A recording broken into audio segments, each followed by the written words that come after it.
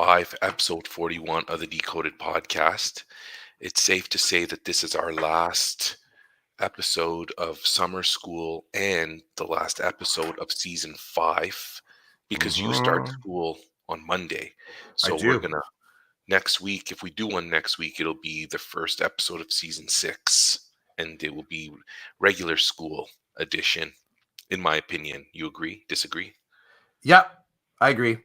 It's Cool. yeah, we're it's gotta pull us into that mode because I think as soon as you directly start to get, the influence of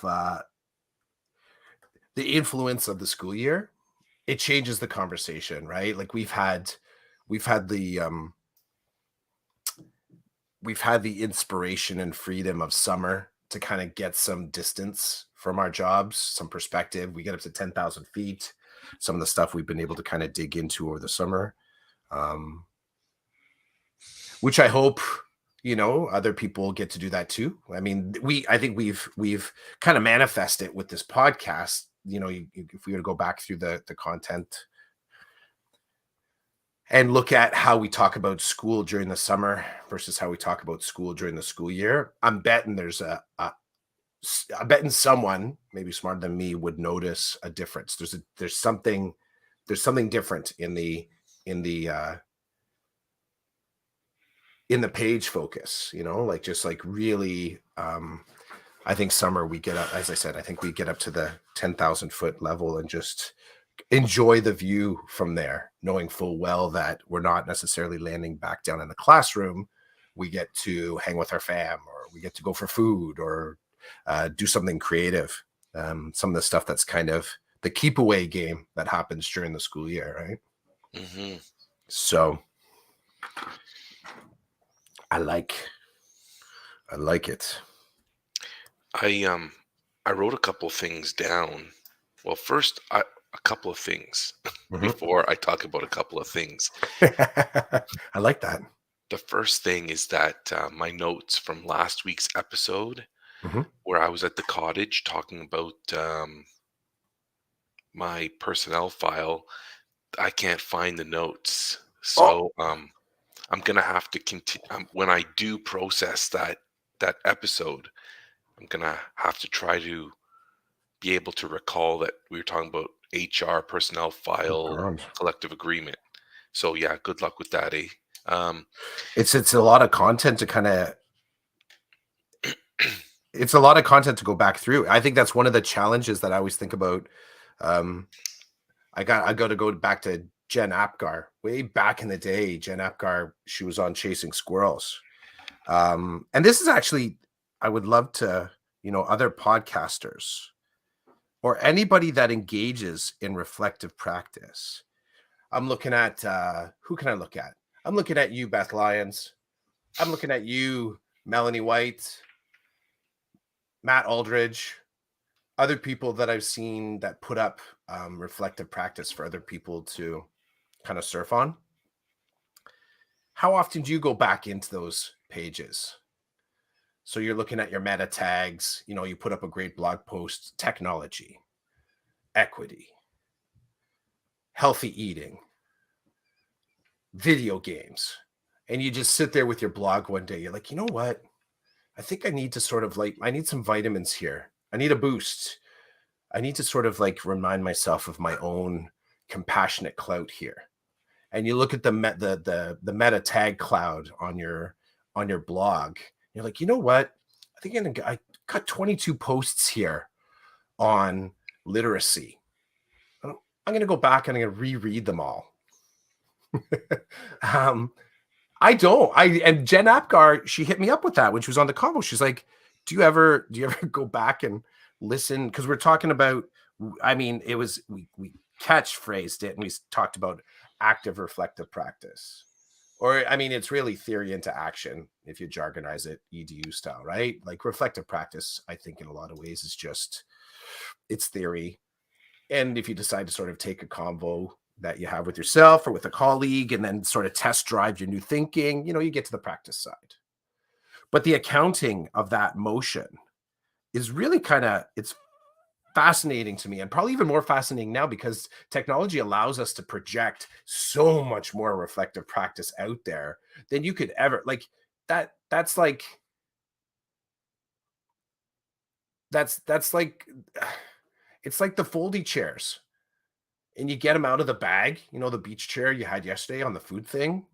Or did you see Jamie trying to put his folding chair back into the bag that it came with? And you swear to yourself, you're like, this damn chair, it's supposed to fit in the bag, but it has to go back in such a specific way that shoving it back in there, you're going to rip the bag. And then someone's going to say, oh, yeah, I totally ripped the bag when I did that one time too. I totally ripped the box on it. But that was one of the funny things. I don't know if he's listening to us today, but that was one thing I'm connecting.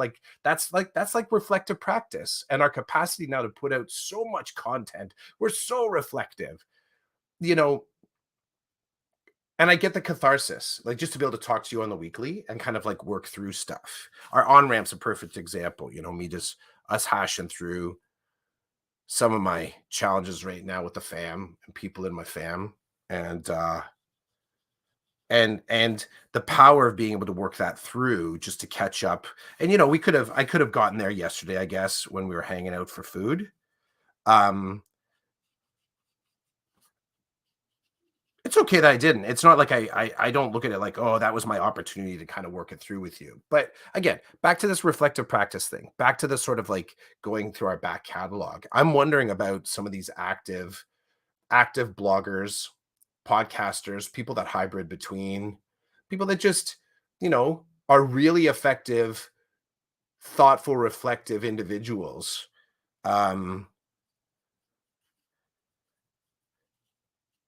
Like here's one last example. Jamie Mitchell, like I'm in awe of this dude. I really am. The way that he connects his teaching practice with things that are happening in politics, his sense of equity, his tools for equity, his communication skills for pushing back on trolls and idiots that just like I really am in awe. Like his Twitter feed is quite remarkable. That's a great artifact of learning. That's a great reflective blog. Now, Twitter doesn't lend itself well to being able to go back through your posts necessarily, right? The way it's tagged, unless you're sort of like finding the best, keeping a list of your most favorite and best hashtags and only posting under that stuff. Like it's hard to go back through what you've curated.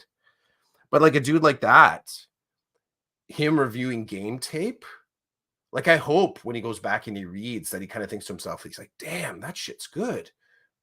You know what I mean? Matthew as well. Who's the teacher? Matthew. He did the TED Ed talk. He blogs. Oh, Mr. Oh, I got to check him out. I think he's in TDSB, but he's had some amazing posts about Matthew Morris. Matthew Morris, he did, he had the TED Talk, Fresh Prince Syndrome. Great. It's a great TED Talk. I think it was a good TED Talk. It was, it was definitely one of those informative, passionate. I connected with the story. I appreciated the journey that he sort of invited me into. There was a lot there that held my attention, right? Others, not so much. But that one was like, it held me. But like the content that he's putting out, I think I've asked this before, like, and Jen Apgar, I'll go back to the starting point. Like, what is your process of reviewing your own game tape? There's no way you and I could, I don't know, maybe we could, to go back and meta tag all of our YouTube videos. But then I would do that and I would still not review it. Like I wouldn't go back. I almost feel like reflective practice for me is forward facing all the time. I get it out, I work it out, I take a piece of it, I'm like, I'm going to try to do this next time. I'm going to try and do something with this next time. I don't know if I'm being clear with that, bro. I get it. Basically, the heart of what you're talking about is going back and meta tagging all our stuff. And you and I have both said on occasion, we're not interested in doing that. So one of the reasons why I tell you I lost the show notes for last week is so that it helps trigger my brain I love moving forward. Because and then I go on a 5-minute rant. 10-minute, 11-minute. No, we're only at 9:49, so I probably got a good 6 minutes off that one. Right. But So the point, okay, so what I wanted to finish with that is I'm so happy that we did the podcast and I did it from the deck of the house that we stayed at because my wife sent me a message from the owners of the house that they were very happy to have us again. This was our third year in a row going to this particular cottage, and Mhm, that they've decided they're not going to be renting it out next season. So I'm a little heartbroken because it was like our home away from home at Grand Bend. mhm. So I'm always going to have a piece of that place with me because of the podcast. So hopefully, losing the show notes and the heartache of finding out that we won't be going back to that house will help me remember that season 5, episode 40 was at the cottage and what I talked about there. Um, so what a 10-minute way to kind of solidify that in my brain. I will But say, I want to push on that. Can I just ask though, and this is the question because I'll definitely forget it. You get to be my living post-it note. Do you go back and reread any of your, because you have your blog. I mean, you have your, like, what was the last item that, like, your posts, and I won't say, I'll take Twitter out of it. Something that's just slightly more static, like a blog or the podcast.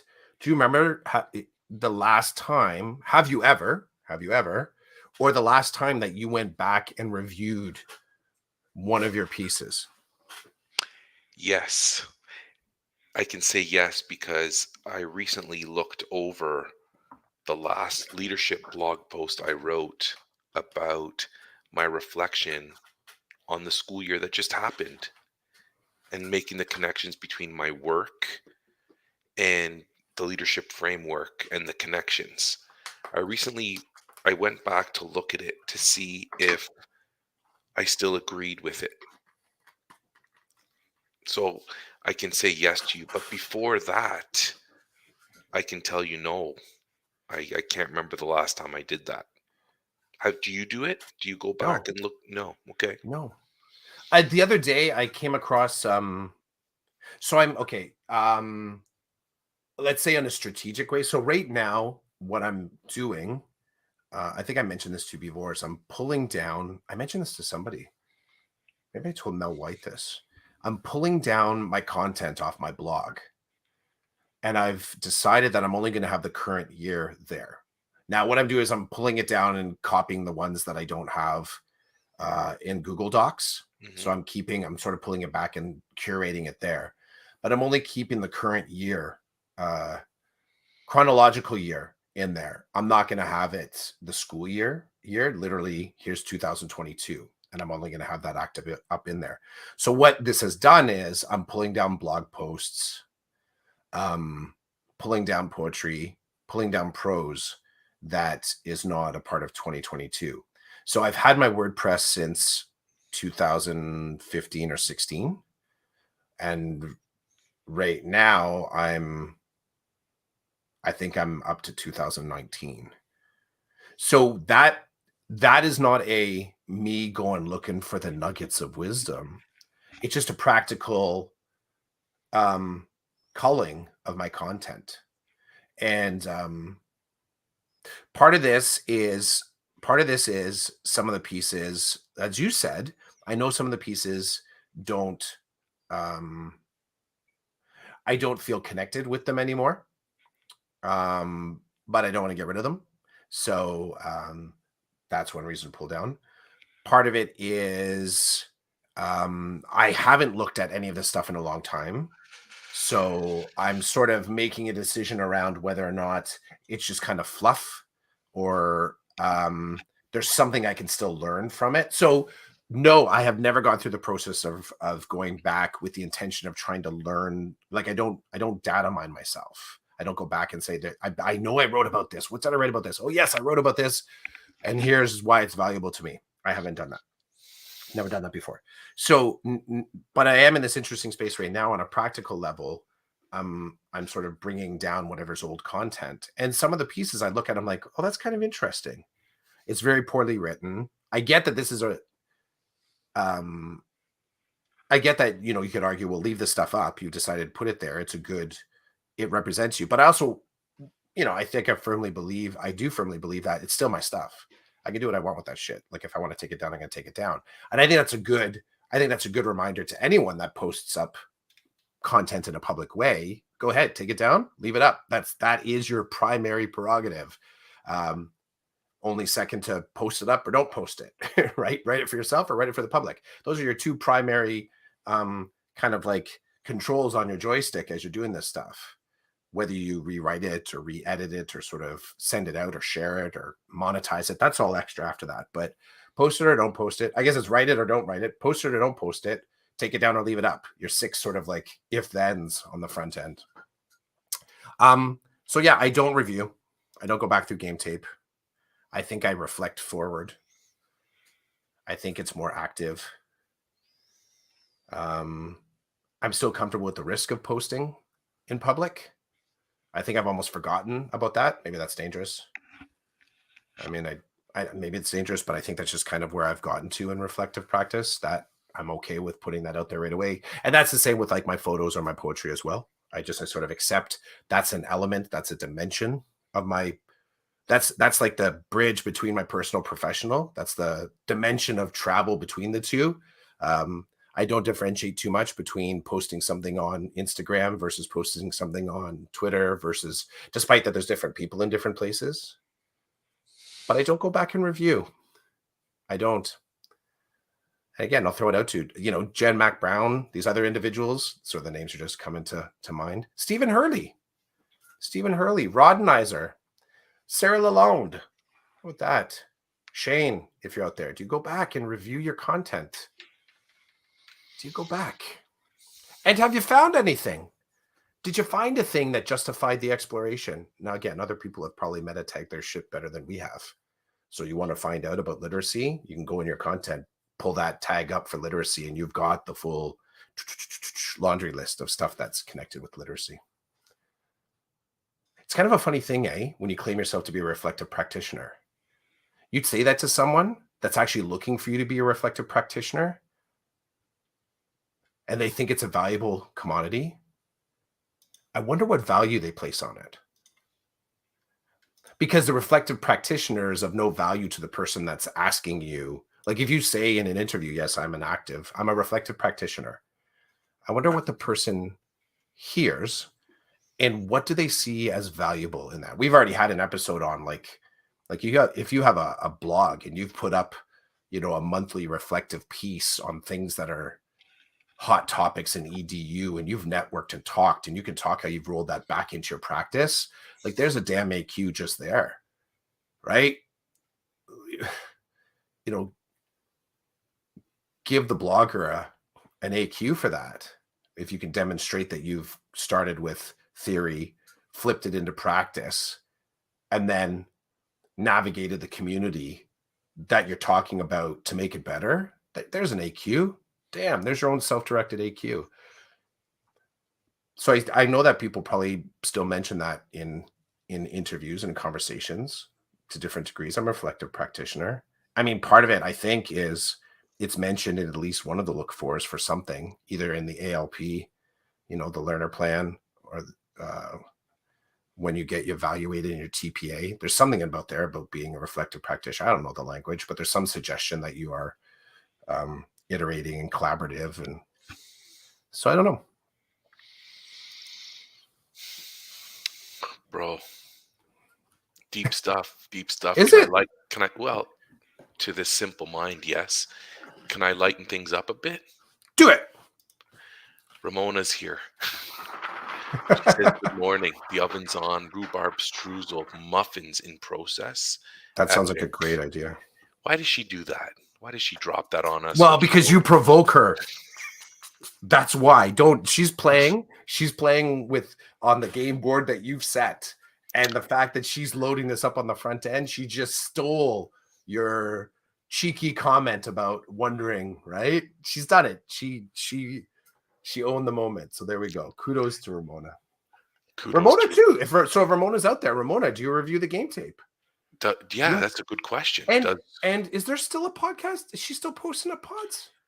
I haven't seen anything come across my feed. I haven't seen anything come across my feed, I haven't uh, either. but they used to pop up all the time when she was Hmm. pushing that out, so I don't know. Prolific. Prolific. Prolific. Is that with Um, the F or a TH? A PH. Is it I've prolific or prolific? It's prolific. Prolific. Okay. The reason why I I know was that is I was sipping. I was sipping, so I oh, wasn't sure. Yeah, I came in with a prolific. I don't know. my son does hockey training with Prolific here in Waterloo, so Oh, the name of the company. yeah, I love it. Gotcha. They're great people too. Shout out to Prolific Hockey in Waterloo. Um, See, is Ramona? Did she post it? See, is she? See, she's got the oven mitts on, so she can't get back to her phone right now to tippy tap out an answer. But there's the two questions: is do you review your? Are you reviewing your pod? You go back in the pod. Um, I also wonder. I also wonder. Um, you go, and then I'll share a thing. Bro, I was just gonna say, oh, um, Uh-oh. Ramona Oh, come on, responds with come on, come on, Cliff. Cliff. I don't know if she's messing, but here's the thing: the universe oh, does that to me a lot. pod is on sabbatical. Okay. Yeah, But do you that's review like the game tape, that's Ramona? like that's code for something sabbatical. It's too Oh yeah, nice. for sure. This She'll this tell this us is when this is she's super done with secret. Yeah. the muffins. The thing about the muffin, what's killing me about the muffins is that you and I are right here casting right now, so Yeah. I can't go get a muffin. But Yeah. if I do get any baked goods today, I will make sure to take a pic, tweet it, and tag both of you. Okay. Now, so what I wanted to do, Clough, was I Do it. wanted to shift gears and talk about our food experience yesterday and meeting Yep. Jamie in real life. But you said you wanted to say a thing, and Ramona says she's working on her pod comeback. Ooh. Cool. I can't wait to. I But can't she wait still to didn't see. answer the question. No, well, she doesn't have to. She doesn't have to. And then what's gonna? Are we done? Are the three of us done with our leadership podcast? Are we done? Now that So I that's what I wanted to talk about. okay, okay, So go. so I'm gonna come at it in a different manner. So I found a few new people to follow. I did this the other day on Twitter. I'm like, oh yeah, like that moment, like, oh yeah. See, for me, the problem is that I like there's saloon doors. Twitter has saloon doors on me. I come, I'm here, and then I'm out, and then I'm off on the frontiers. I'm leaving. Oven mitts. Sorry, Cliff. Yeah, yeah. So I come and go. I burn it. I salt my account. I find another account. I start following people again. Right? Like I just back to that blog thing. It's my feed. I'll do what I want with it. So, but there's in doing so, it's like I create these Easter eggs, bro. Because I sometimes will, go down the rabbit hole on there and like, you follow this person, you may like this. And I'm like, oh yeah, I haven't checked that person's feed out in a while. So then I start following again. And I'm sure this person's like, what the hell? Like, what's up with Clough? Like, I thought I was already following him. They may have been thinking the same thing. Like, wow, Clough hasn't posted in a while. Well, I said it's because I burnt my profile to the ground and I started over. Maybe I may be sort of giving myself too much credit there. So, anyways, I refollow this person, and this person I approached. Oh God, it was easily maybe in year 2 of chasing squirrels.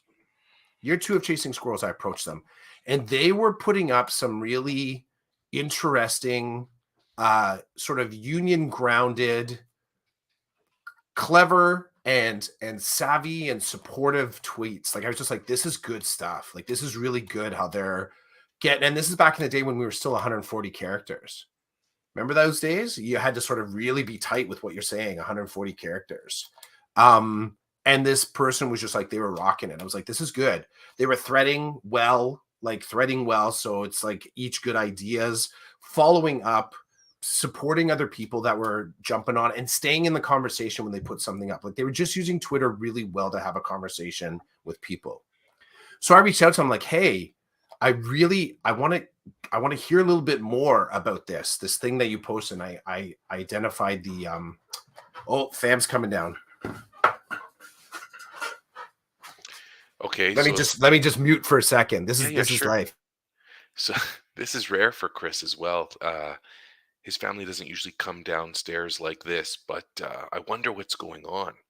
I wonder if the cat's gotten into some trouble.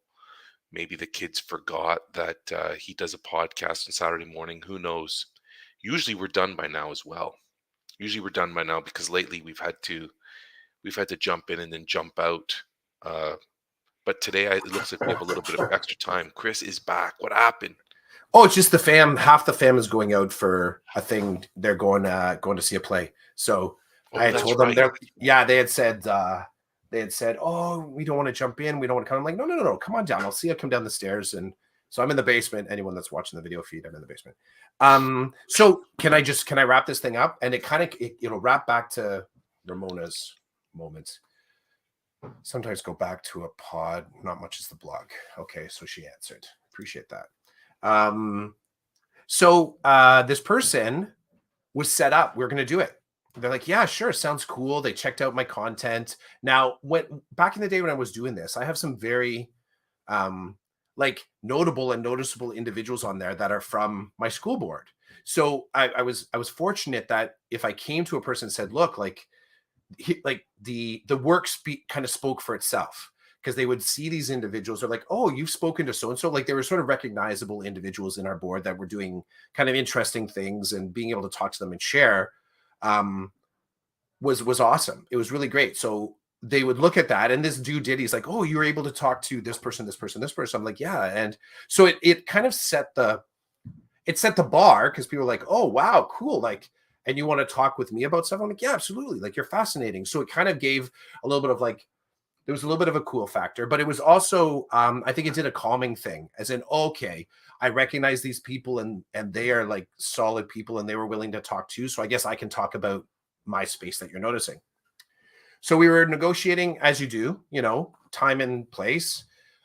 They were interested in what types of questions would be asked. So I kind of provided that as well. I'm like, here's a frame. And much like now, I either do a picture, I would do something to kind of like shape it a little bit. So I would do a mind map back in the day, or I would just say, here's what I noticed about what you've put up there. So I'd like to just talk about these things. Or like, okay, I can talk about those things. We were set to go. And then I got a DM through Twitter, and the person said, we need to talk. And I'm like, uh-oh, like I can't do the podcast. I'm like, okay. And they shared. They were advised by their principal not to do the podcast, because they shouldn't be talking to the media. So at first part, I may have shared this with you, and I know I've said on this space, I'm like, woo, I'm the media? Like, that's kind of cool. I'm like, I'd never thought of myself as media. I'm like, I'm a teacher. I guess I'm the media too, which kind of makes sense. If you're putting out a pod, yeah, you're sort of like, you're gray zoned, right? You can't just be the teacher anymore if you're actually interviewing and putting that up for other people. Like, that is, the media, I think. So the media was very much, I think, being told, like when we said that, like somehow I'm a newspaper person, or I'm a journalist, right? I thought that's cool. I'll put that in my Twitter profile. I'm the media. But it crashed it, and then we stopped kind of talking a little bit. I still followed this person's feed. That's the person that actually came up as a you might be, and they're, at least you may be interested in following this person. And their feed came up, and in their profile, it says that they're a vice principal in my system still. So I refollowed. I didn't get a chance to actually go and check to see what they posted lately. But this now circles back to where you were asking about what up with our talk me through your process, which was that, we put up a few good episodes there, us as the media. And I believe Maharg's shifting into an administrative role in September, if they haven't already. So the question now becomes, does that conversation continue? Was it just a good, it's kind of like, we'll always have Paris. Like, was it just a moment in time that we just kind of go fondly think about? Does it still feel like a necessary conversation? Does it feel like we need to have that conversation away from other conversations? You know what I mean? Because we kind of made it we made it special. Do we need to make it special?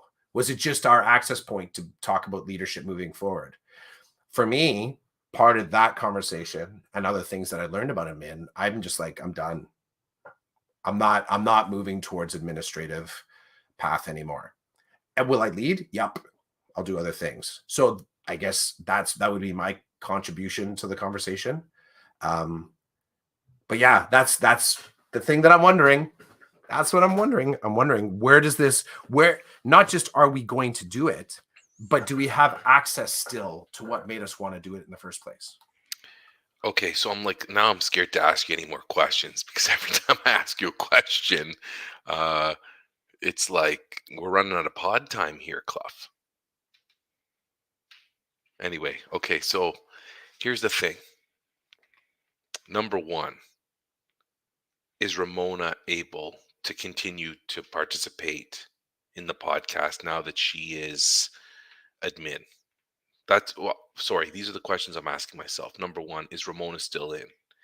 Does she feel that she's now compromised because she's a formal leader in the system? Number one.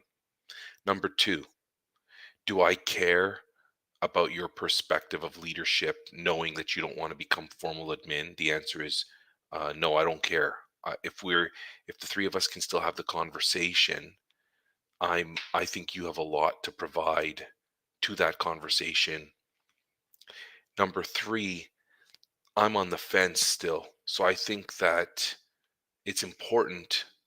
I think it's important to have something out there for people to look at and examine around leadership, whether they want to become formal leaders or not. Um, because for me, I think it's important. I think it's important that even though you're not a capital L leader in a system, there are still other ways to lead, and you can really foster that and grow into different roles and different spaces and make a positive impact, even though your job title doesn't say that you're in a position to make a positive impact in an easier way, so to speak. So having said all that, I would love that podcast to continue, and I like the new iteration that there is one of us who wanted to become an administrator that did. There's one of us who thought about maybe it was the path and now knows it's not. And there's one of us who's still in the in between and is open to talking leadership in a way that can help other people move into leadership without having to be a formal leader if they don't think that's the place for them. There's other places, there's other ways to lead. Um, and I know it sounds kind of cliche, but like, no, man, you learn how to be a better leader, and you push into spaces and you make yourself known and you make your position known and you build for positive change. So that's where I'm at with that. So the two out of the three of us have given our little bit. Ramona, if you want to jump in and drop a line about that, go for it. But if you feel that you don't want to do that, then don't do that. Right? All good. So that's my take on that podcast. If we could shift, unless you want to say something, Chris, can we shift into meeting Jamie yesterday? Yes, yes, yes. So I went to Newmarket yesterday for another food adventure that was curated by Chris. So thanks, Chris, for that, and Very welcome. thanks for picking up the cost of most of the food we ate. I realized that this morning. Um, I appreciate that. Um, and for driving me around to the different places. So I went to Newmarket. Chris took the lead. We had some amazing eats. And I would say, aside from hanging out with Chris, the best thing that happened yesterday was that one of our book club for men participants, Jamie, who's been part of the book club since day one, he he came to Newmarket to meet up with us, and he brought his 8.5-month-old son because mom was at work. Jamie was with his son, so he brought his son. And cute as a button. The kid, very chill, very Mm-hmm. chill, and it was awesome. We found so at the time that Jamie was coming, we were picking up pizza from a pizza truck, a food truck that Chris had arranged for the pizza to get the pizza. We got the A's Pizza Truck. I'm on. A's Let's Pizza that's Truck. yeah, A's Thank you. Pizza Truck. Good pizza. Good pizza. It was excellent pizza. It was like gourmet pizza from a food truck. Amazing. Something that would be on one of those Food Network shows, in my Yeah. opinion. So we get the pizza at a car dealership. So the guy was parked at a car dealership, but it was not a hospitable place for three dudes and a baby to be. Ain't that a movie? Yeah, it is. I don't Three know what it's teachers and called, a but baby. That's awesome. Three three teachers and a teachers and a baby. baby. Um, That's awesome. it was not the place to sit and eat and chat. No. So because Clough knows his neighborhood, he's like, let's go down the street. There's a park. So we went to the park and we found some shade. We set up the table. I got pictures. I got proof. We set up a table. We set up our chairs. We had good pizza and good conversation. Yep. And the baby was chill. He was just hanging out with us. And it was a Yeah. fantastic experience. And this is the third time that someone from the book club has come out to the food extravaganza. And Chris and I were reflecting on this experience of having Jamie come out. And I'm not going to speak for you, Chris, but I feel joy. I feel Yep. joy that we could reverse engineer a friendship, that it starts, online, Twitter, virtual spaces, doing a book club, to somebody gathering his child and driving half an hour to sit with us and chat and to break bread and to get to know each other as friends. Um, so epic experience. It was the highlight. So for me, it was the food was the last thing on my list. Hanging out with you guys was number one. The food's number two, and the food was fantastic. So I just wanted to throw that out there, that good things can come from this online world, as we all know. And it's cool to be able to call Jamie a friend. And it's cool that Jamie could legitimize saying to his wife, yeah, I'm going to grab the baby. I'm going to go hang out with these two guys that I've never met before in my life. We've seen each other virtually, but he's been in the book club since 2020. So it's not like he's hung out with us enough that he knows who we are, what we're about, generally speaking. Um, so before I let you jump in, Chris, Ramona, Ramona gets the play here. Ramona says, your process, always willing to talk with you two, always interested in talking leadership, whatever leadership looks like, formal, informal. Okay, so Ramona says she's in. And then the rhubarb muffins in the oven, and now zucchini muffins. So she's on fire this morning with the muffins. Yeah, it's a good side hustle. Hope she's making bank off those somehow. She's not. I don't think if anything, she's giving them away. If anything. But that's just my take on Ramona. I have this sort of image of the chest freezer in her basement. You open it up, it's like just stuffed with different seasonal muffins. Save the carrot ends. Save the carrot ends. I need them for the muffins.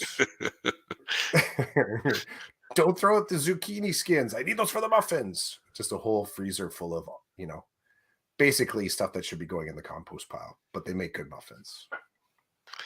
That happens. So, Chris, your thoughts about our experience yesterday and Jamie jumping in. I kept on having what I love about kind of, I guess, hosting is, and I was saying this to Karen yesterday, because the first thing she asked was, like, how was the food? Like, was the food good? I'm like, yeah.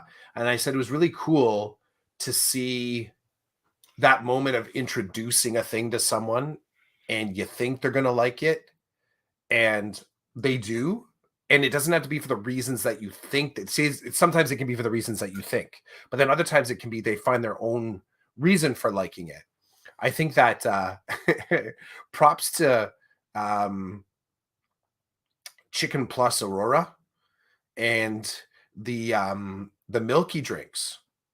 And you can't you can't do the justice to explain how good those drinks are. It's like it's a Korean soft drink. It's one of the wee cans, like it's probably 200 mils. It's a small can. But I would send to you. It was funny. We got there. I'm like, yeah, you have to try one of these. And I could see you processing like, all right, well, I didn't know that was going to be a part. We were going there specifically for the Korean fried chicken, which I had said to you was, tasty. I really enjoyed it. And you were like, yeah, I'm down. I'd give that a try. And then that was the curveball, right? Like that was the little like, we're here. Yeah, we're still here for the chicken, but you got to try this drink too. And it was completely accident. So I had gone to this place, like I told you previously, with Madeline, my daughter. And the guy suggested, yeah, you got to try one of these drinks. We're like, really? Can sometimes be hit or miss. You're like, okay, that was tasty, but the milky drinks were good, right? You grab the banana. I just had the straight up vanilla one. I kind of described it as slightly fizzy, like melted kind of ice cream flavor. That was as best as I could kind of define it. Um, but it was the moment of watching, like just seeing that you were enjoying it. And you kind of found your own thing that you enjoyed about it. And I feel like that's one of the cool things about being a host. Like if you enjoy hosting people and kind of being that MC, kind of like helping people have a good time, it sort of taps into my hospitality heart. And the second thing that I really loved, even though I just did the three, the second thing is I also really appreciated the being able to sort of see my town through your eyes. So when you ask questions about this and that, or noticing like, oh, is this the whatever, like watching you connect dots and ask questions about Newmarket was cool. And I like that too. I like that there's some things I kind of knew and I could kind of speak to something or kind of show you a thing and like, hey, this is kind of an interesting story. Um, and it kind of gives you a little bit of an appreciation, like of for me, it gives me appreciation of my town, right? And then the third thing, or the second thing, but the third thing is also just, and we did it a little bit less with this one, but it still happened. Like that conversation with the server at Chip and Malt was really interesting. So Chip and Malt is a fish and chips place in Newmarket, and they're putting up good food now. I didn't feel connected to it when the place first opened 6 or 7 years ago, but the story she shared, like by the way, my family bought this place out. Like my parents own this, so and I work here because we asked you, I asked, I forget how long you've been working here. They're like, yeah, I've been here for like 6 years since pretty much the beginning. And my parents bought it. I'm like, really? That's really cool. Like that sparks your interest that you get to talk to that person. Then me talking with the pizza truck owner and him talking about his frustration with chain restaurants, and in particular, calling out Tim Hortons and saying, these places, they make something oval or round and they melt something on it and they call it pizza. He goes, that's not pizza. This coming from a guy, as he said, I'm up at 4:30 a.m. and I'm starting to prep my ingredients. He said, good pizza dough. The guy's a pizziolo, right? So he's been trained to make good pizza. He understands it at a level that like far beyond the consumer palate, right? He talks about moisture of dough. He talks about gluten elasticity. He talks about specific choices of cheese, one over another. He talks about ingredients like they're his own kids, and he's introducing them to you with the pride and joy of a parent, right? So I'm standing there at the window. You're off talking with Jamie, and he's just going off, and I loved it. I loved it. It's like this moment of poetry that was unexpected. So it was a deeper level. So now I kind of I'm like, he's got me. I'm going to try and order pizza from this guy as often as possible. I want to bring his pizza home to meet my family. Like it's like it's like this kind of weird. There were a lot of really cool little moments there. And as you said, culminating was sitting with Jamie and his son and just shooting the shit in the park. Right? 3 teachers and a baby having some snacks. So I tweeted out, so I responded to your tweet with a photo of the three of us, and I said three male teachers and a baby, uh, because that's important to me, part of the book club for men thing. But anyway, it was it was a darn good time, and it was funny when Jamie pulled in. So he pulls in the parking lot. You're talking to the Pizziolo. Is that how you say it? Pizziolo, the gentleman who was going off. He was giving you everything, which was pretty cool. mhm, See, in those moments, all I see is chef to chef. yeah, we That's what I got it got technical. It's It'd be good like though, someone like rolling up in front of your house and talking about, the education. blade angle of your lawnmower. Oh, Because oh, I know, you yeah. see, like I know that you get it, right? It's your specialty. What's the thing that activates your specialty? So Jamie gets out of his car and comes around to open the door for the baby to hang out. We talking. Goes, what's going on over there? I'm like, oh, Clough started asking the guy questions, and now he's telling Clough the history of pizza, and I'm like, Jamie's like, all good. And I'm like, well, look at Chris's face. Like, you were like a kid in a candy store, lit up. Like, that's what you do. So I'm like, yeah, he's good. And I'm like, we're going to get out of here as soon as Chris is done. We're Mhm. going to find a place to go eat. And he's like, awesome. So we were just chit chatting. But I think those are some of the most amazing parts of the food experiences are talking to the people who are making the food. Like when you talk to the guy and the lady at the feedery about their concept and what they were doing and how good the Oh yeah, food I was. forgot about that. It was epic. Like the lady was so happy to hear our thoughts about the food. And when I went back in to use the bathroom at the chicken place, and I was telling them, I love the food, I love the drink. You could see like people are happy. They're like, thank you for sharing this. Thank you for eating our food. Thank you for telling us what you thought.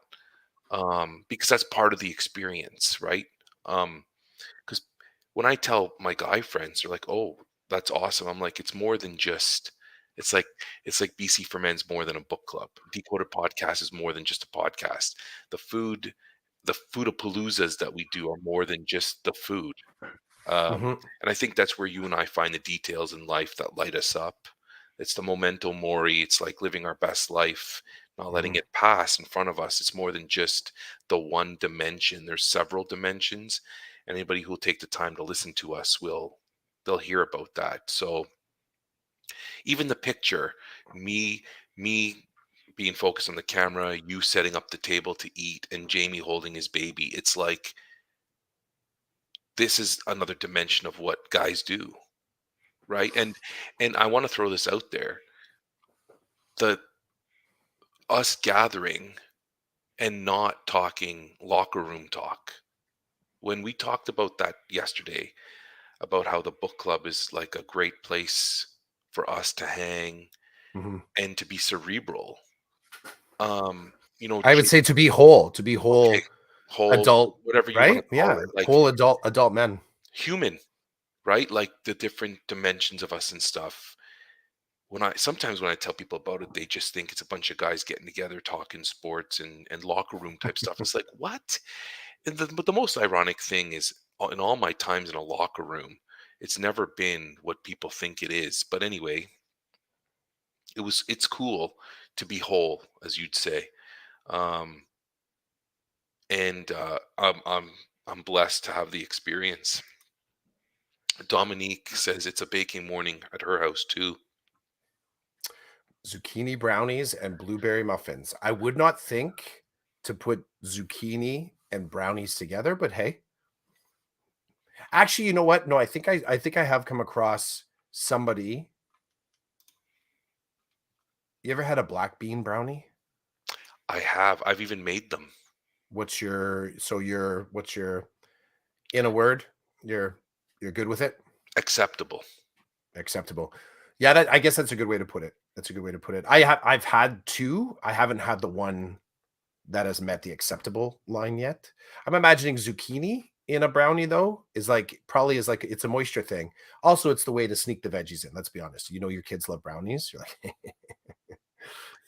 you thought you loved my spaghetti sauce that has like carrots and other sort of things blitzed in with the tomatoes.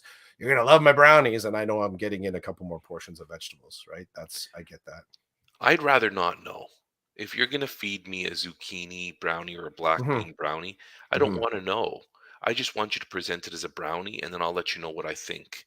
Because That's interesting. sometimes one once I know, I it it gets in the way. I don't want to know. Just if I'm asking for a brownie, Hmm. so if or you Give me your version of a brownie, whatever it is. I don't want to You had know. me at brownie. You had me at Right? brownie. You had me at brownie. Don't ruin it. Don't Mm. ruin it with oh, Pre-ruin there's it. beans Don't and pre-ruin it. Yeah, yeah, yeah, yeah. pre-ruin it, Because but it could be pre-ruin it. ruined Right? on its own, right? Here, taste this. It's healthy. Bro, before we go, Okay. I would love if we could hit upon men and creative. I don't know if Yeah. you've got I've got a little bit more time. I don't know about you because I know Yeah, you I have do. plans. No, Okay. I got freestyle. I know my boy is still, I think he's still chillaxing, and the other 50% have left for the day. So yeah, today's a little bit more free flow of the day. I'm really look can I start with here's something I'm really looking forward to? And it dovetails into what you're talking about. So my wife and my daughter are going to see the Harry Potter show. Yeah, you're doing the thumbs up. By all accounts, when we got the tickets, I was like, I'm okay. I'm lukewarm with the Harry Potter lore. I mean, and even the fact that the reviews have come back and it's just the most amazing show ever. I said, I'm not a fanboy for the actual story. I appreciated the stories. I didn't like, I gotta read the next book. I kind of read the book. I was on the bandwagon, but I don't um I never fully immersed myself in there, right? So similar feels to like the Twilight series, like these other ones. I've read them, I enjoyed them as just stories, but it didn't like grab my soul. So when she said I think I'd like to go see it, I'm like, well, Jake's kind of lukewarm to it. Check with Maddie. Maddie's read a few of the books, and Maddie's like, yeah, I'm so down to go see it. So they're having their day in Toronto. And then Jake and I we're going to see a play as well. So my son and I are going to see a play, Young People's Theater in Orangeville, and we're really looking forward to that. And it's an adapted play for kind of like the tween audiences. Um, the storyline is not like like it ain't there's going to be something deep to it. It's going to focus on the loss of a sibling in a family. It's going to there's going to be some identity things. I'll check I can drop the name of it. Check my e-tickets here. It's called uh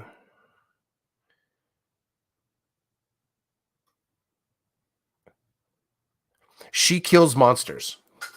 She Kills Monsters. And it's like I said, one sibling experiences the loss of their sibling and then finds some journals from that from their sibling, and the journals talk about Dungeons and Dragons. So I'm imagining that this idea of sort of slaying monsters works into the um, recovery, the mourning of the character. So I said to Jake, and I think I told you this. I said to him, like, I don't know, did I tell you this? I think I told you this. I like, it's got to have some kind of heavy emotions in it. It's going to have some big emotions. And he blank, and he turned to me like, well, I hope there's some emotions in it, like just practical, right? Like he sort of that he just did his whole critique, his whole sort of like expectation of deliverables for theater for the rest of his life. There better be some emotions in there. Like, You well know said, what's bro. you know So what's cool about we're that? going As go soon as sorry, but I wanna say this and then you do it. continue. Every time you talk about something we talked about yesterday, it connects right to the food I was eating at that time. Go Oh, on. what were you eating? Do you remember what you were munching on when we Yeah, were talking? ice cream. Oh, yeah, the Kawartha. That was a nice stop too. That was good. That was good ice cream. And up on the hill, just sort of like looking at the city. It's a very sort of like residential suburban kind of a look, but up on the hill overlooking the buildings of Newmarket, Davis Drive. It was awesome. So yeah, so he and I are going to do something, artsy fartsy tonight. We're gonna go see a play together. Now we're gonna hit Orangeville, probably try and find a bite to eat. Um this story that I'm telling you right now, you could just as easily slot in, and maybe this is what we're talking about, pushing against the stereotype a little bit. My son and I are going to see a baseball game. My son and I are going to a rock concert. And just as normal and just as cool, my son and I are going to see a play tonight. And I think that kind of dovetails into you jump in about the arts, our conversation, what you're thinking about the arts and creativity. Well, I mean, I do love the my son and I. I think the bottom line for me is my son and I are doing something. Doesn't matter what it is. Agreed. Agreed. Um, Sometimes I love it. Like, so for me, it's multidimensional. Sometimes it is a ball game. Sometimes it is a play. Sometimes it is going to the store to pick up dessert. Let's go and put our heads together and see what we're going to do. My son and I love it. My son and I are volunteering. That's a new one that I put in with my oldest son, right? So it's like I love it. But you said something that just hit me so hard yesterday. And again, we got the French fries, the posh fries, the chips, and we're walking from the chip place to sit down and eat some chips. And I'm reflecting on you dropping that whole idea of um, men and creativity and what you're noticing in your spaces, in your world, and how you navigate that. When you put a call out there for people to jump into a creative space with you or involved with you somehow, you're finding that it isn't the men that are jumping into it. And then I made a comment to you about some of the hockey dads that I hang with who I basically concur. I'm not seeing that either. Like I'm not getting I'm always listening to people, hear them talk about what they do, and some of it. So I have to correct myself. Some of what they do is creative. It's just not seen that way because it's a typical male role. So like one of my buddies, he works for the city of Kitchener, but he's also a licensed mechanic. So on the side, he fixes things. And I think on initial hearing of that, most people wouldn't think that's creative, but I think it's really creative. And actually, I think I told you this one time he was fixing my wife's car and he was taking apart the car. Like I was literally watching him. He had a printout of how the car comes apart in that section. He was literally taking it apart. And as he's taking it apart, he broke a screw. To me, that's the end of the world. I'm like, oh my God, where are we going to get the right screw? He's like, bro, I've got like 1,000 screws in my garage. I know exactly the type, the size, the fit. Like, don't worry. And as I watched him do what he does, many people would see it as a technical thing. I saw it as very creative. The way he took things apart, the way he put it back together. He's like, it doesn't have to go back the same way it came apart. I can do what I want to make it fit better, use better materials and tools to ensure it lasts, that it can take more. And I'm hearing this, I'm like, bro, you are a creative. And this one guy, he doesn't push back on that. He likes to hear, he's open to hearing about who he is and how it looks to other people. But most of the dads don't talk creative. Um, and even when they look at my video stuff, like you and I were talking, they don't see it as creative. They just see it as, oh, he makes videos. Like, so what is missing? And then you connected men, creativity, and wellness, which I think is huge. You totally smacked me over the head with that one because it does bring us. I know for me, my creative, and I would say I'm not. I never thought of myself as being creative. Having after meeting you and dabbling in some stuff, I do see that I have a creative side now. I'm kind of fostering it, and I'm trying to show my kids it's okay to be creative. Like it's okay. Like both of my boys have a side of them that they probably keep from their male friends because they're gonna get chirped about it or whatever. Me, I'm like, you do what you do. If that works for you and you enjoy that, then keep doing it because it's part of you that it's a different part of you that needs to be nurtured to make you whole, right? So even the book club, they people here I have a book club and they're like they don't know what to do with it. They're like, what do you mean a book club? How does it what do you mean? How does it work? Because I'm a guy and because I look a certain way, me being in a book club doesn't fit in their mindset of who I am and what I'm supposed to be. And I'm like, no, if you leave space for that, you can do that too. And it will make you whole. Like the book club, it's a creative, the videos are creative, but those things have helped me connect with people and connect with new ideas that I hope have made me a better person, a more holistic person. And I like that idea about me. Makes me feel good. And if I'm feeling good and I'm thinking good, how is that not going to help me? So that is my spiel. But like, I know that I think you've got a different mindset about it. And before I let you have that, I want to apologize to Ramona. I missed this message. Her muffins are for her staff. She's a new VP, and now she has new staff to test her baking on. Mm. So, Chris, tell me more about this. men and creativity, and how you're not seeing people step up and want to, I don't know, put that out there. Well, first, I mean, what I observe, you make an observation, a broad statement about a thing not happening. I'll step back immediately and say the problem could be me, as in I don't have the tools, I don't have the connections, I don't have the sense to sort of seek out um individuals that identify as male in creative spaces. And this is part of it is I'm playing to a certain gender. I'll put out right on the front. I'm noticing a gender stereotype. Part of this noticing started um in while in school and getting sort of book clubs and poetry clubs off the ground and looking at um the demographics within the group and noticing, observing that, you know, individuals that identify as male, we could say, like young boys, teenagers, um, seemed to not sort of orbit these creative spaces, these art spaces that at least I'm inhabiting. So if you wonderfully pointed out, in one of our previous conversations, how powerful it was for you to notice that student in your class that made you see yourself in school as well.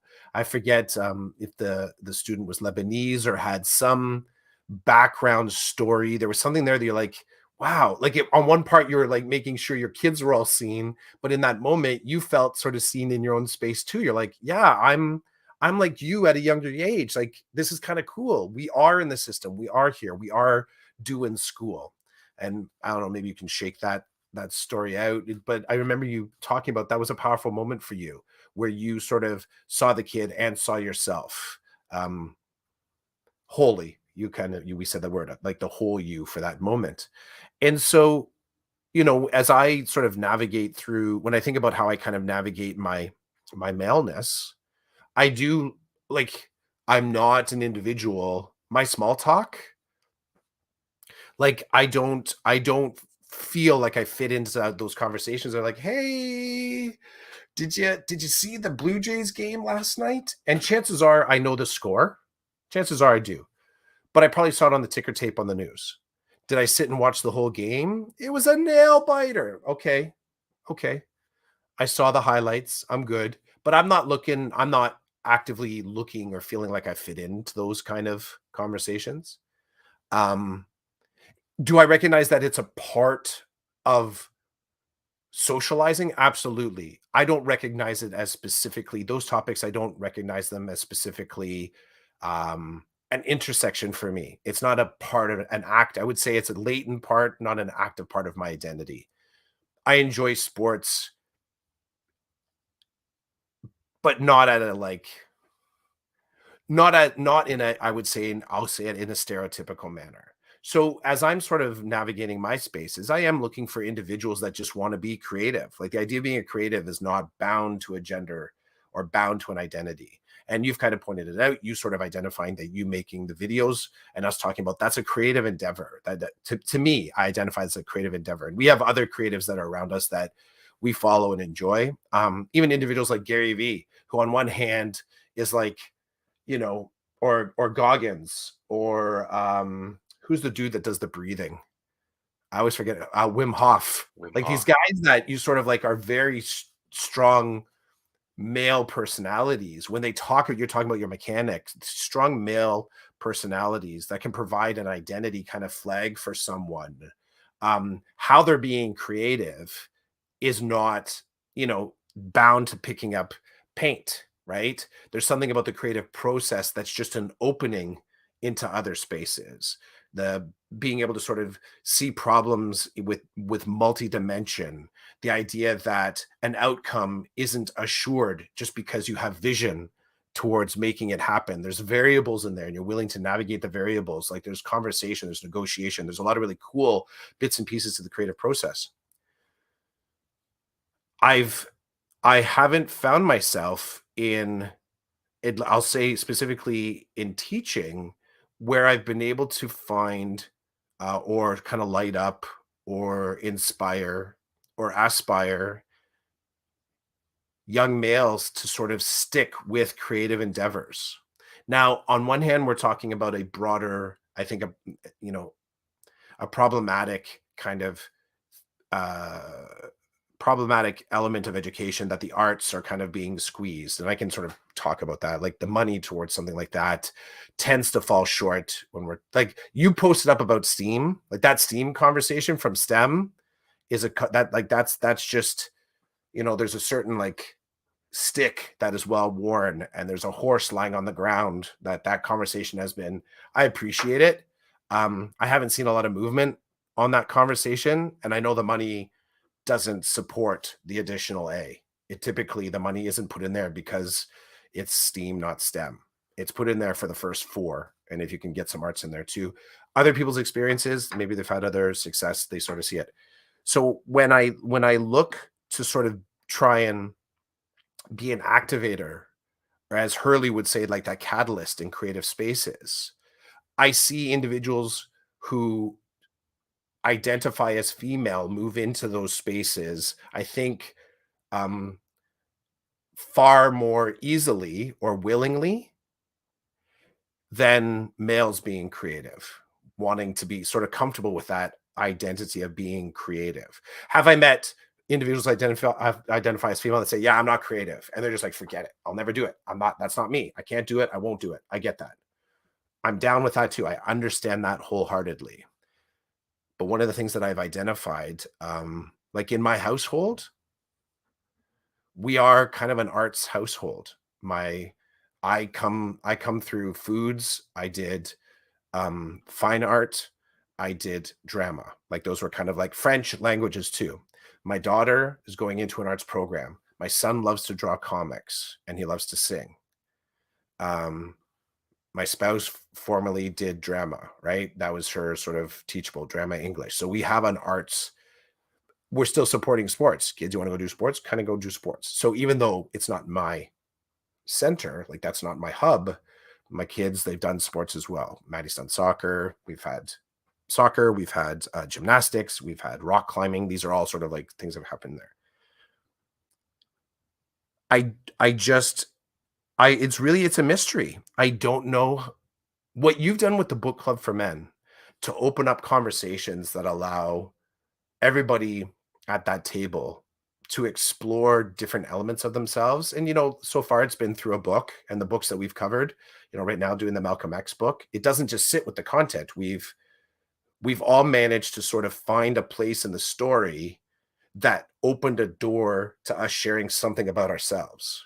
And that's a creative endeavor. That's not a technical endeavor. There was no question in this book that said, "Hey, what's it like for you to navigate racialized spaces? What's it like for you to try and get dinner on the table?" Like, they were no direct questions to us, but you had individuals in the room that are making those connections and talking about it.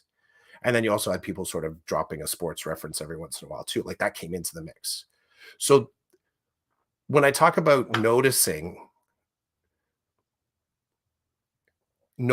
some people being able to access creativity in a way that others can't, I connect it with mental health for myself, because I know in my own life what's allowed me to sort of kind of navigate some of the challenges within my family, some of the challenges with people that are close to me, was that I had a creative endeavor that allowed me to see myself outside of the situation. So writing poetry, painting, taking photos. And I would say,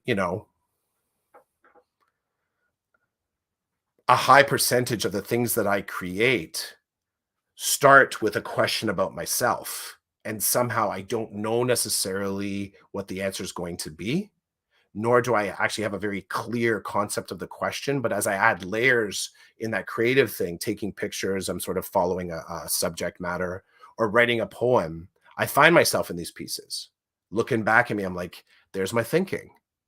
I was bugged by something. There's my thinking. It's there on the page. It might be embedded in a poetry that's like a sea shanty, that I wrote when I asked for a prompt. It could be embedded in a photo of, um, today I took one of the away sign at a baseball diamond, and the sun kind of like the stringers coming off the backside. Like, I walk away from that, I'm like, yeah, I can see how that's a thing in my life, right? It's like almost like doing the getting your palm read, but you can do it yourself, right? You don't need someone to kind of interpret the lines on your hand. You could look and like, oh yeah, I know what that long line means. It's a cool process, right?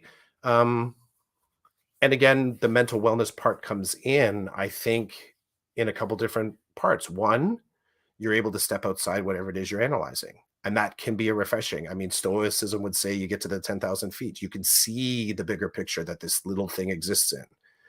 I think it also allows you to distance yourself this way. Like, you don't have to be in the middle of it. That's another perspective taking. I think it also means that if you can free yourself up from, you know, okay, I make a watercolor, but then some random thing makes me think, I wonder if I put pencil crayon or glue on the watercolor. That's your mechanic buddy saying you don't have to be defined. I'm a mechanic and I'm fixing your car and it's going to be fixed, but I don't have to be defined by what the manual is telling me to do, because I can actually adjust it along the way, and my lived experience makes it better. That's the cool thing about the creativity. And I really do. I feel that young men or individuals, identify as male, as far as the male experience of becoming whole, I think that those creative tools are critical. There's my TED talk. You can snip. I I didn't wish have much to say on it. I didn't have much to say on it. I didn't. I wish I knew that you were going to say that, because then I could have queued up the music. Do do do do do Oh do. yeah. You know? Dong. Oh well, Mhm. bro. I appreciate you sharing that, and it's still like I grew up typical male, right? Mhm. Like, but which is fine, I guess. But I've kind of shifted, and I'm not going to give you specifics about what I'm about to say because it'll give away too much information for people who know me who listen. But I was once exposed to a coworker who was much more cerebral, and I appreciated that because it added an element. It added an element to me being more than just like to my growth. And then that coworker left, and a new work coworker came in who was all about the sports all the time, Mhm. and I felt like part of me died. Like, I felt like I need to keep growing. I need to keep growing in the way that I was growing cerebrally. I don't need to be talking about the sports 24/7. And then I found I had to move. I didn't last long anymore in that space. I had to move. I moved to a new school because I felt like I'm like, yeah, I can find this conversation anywhere I want at work with guys. Sometimes I just don't want that. And now, so from those experiences comes growth, where I find myself working with males now, and we can easily shift. I just shift. I'm like, hey, can I talk to you about this for a second? It has nothing to do with sports. It's not hockey, baseball. It's about a situation, mental health, pedagogy. Can we go there for a second? And then I find um, I find people step up to the plate when I do that now. But then it was just weird. It was such a shift to it was like moving backwards, and I just wasn't interested in doing that anymore. I mean, trust me, there's room for it, right? Like, I love talking about my kids' sports. I love talking about sports, but I also like talking about stuff that we talk about here on the podcast. I believe it's important to be well-rounded, in my opinion, and understand different layers of life and be able to enter into those layers with some ease. And when you enter into a layer with no ease, what a great starting point for some learning and some growth if you find that that's an area that you want to kind of move into. So, good stuff, good stuff. I would say I feel like Well, we started late today. We started late today. Um, I know you were chatting with your wife. Mhm. I made the mistake of checking in with the bunny rabbit, who then required some. Yeah, just tell me what happened there. That was it. That's the because 10, 15 minutes earlier, I was picking up cat crap. Okay, So so yeah, yeah, yeah. my cat for some reason has taken to, and I've done the research. Folks, friends, anyone listening, reach out to me. I'm happy to talk about it. I've done the research as to why a cat won't like poop in their box regularly. And this, like, from the size to the smell to the depth to the texture to the light to the, maybe my cat is a Pisces versus a Sagittarius. I don't know. Like, there's so many elements, and I love. Um, we watched part of. I only watched part of it, but there's a Netflix show that's like the mind of a cat, and one of the quotes in this thing talks about like a cat will always be one generation away from being feral. Like they were talking about how you drop a bunch of cats into like an abandoned building. The next generation is going to be back to feral again. Like they're hunting rats. They're all good. They'll make it. Dog, not so much. They've been domesticated to the point that they just like, oh, and they just sort of like, and you can test this by, there's a really cool the dodo, which is like, they're like videos, right? It's just videos about animals and rescuing animals. And if you look at the number of videos about rescuing cats, kind of rescuing dogs, like the cats tend to be like, they're like, let's go. Like they're just like they'll fight being brought into a house, but they're living a little bit better than the dogs. Like you like there's a lot of them like, yeah, I just found this dog lying in a bush somewhere, and the dog hasn't eaten, the dog stopped caring for themselves. Like they can't do it. The cat's like, yeah, like they go to grab it, and the cat's like biting off the guy's finger, and like, the cat's good again. Like, so anyways, as you're telling me that the bunny's has peed on the ground, I'm like, welcome to a possible inquiry into like the psychology of the domesticated house rabbit. Because I've tried to figure out my own cat. Like my cat will have a clean litter. Okay, I could change the size of the litter box. I've rotated through 3 different types of litter.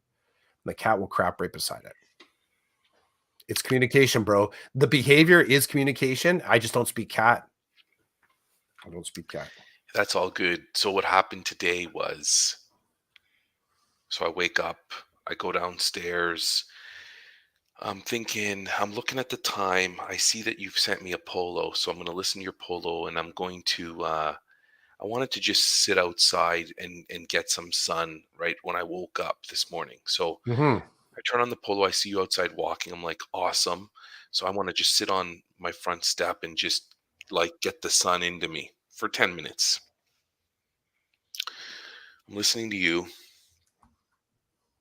I think I'll put a coffee on so that when I'm done outside, I'll come in, grab my coffee, come upstairs, start the podcast.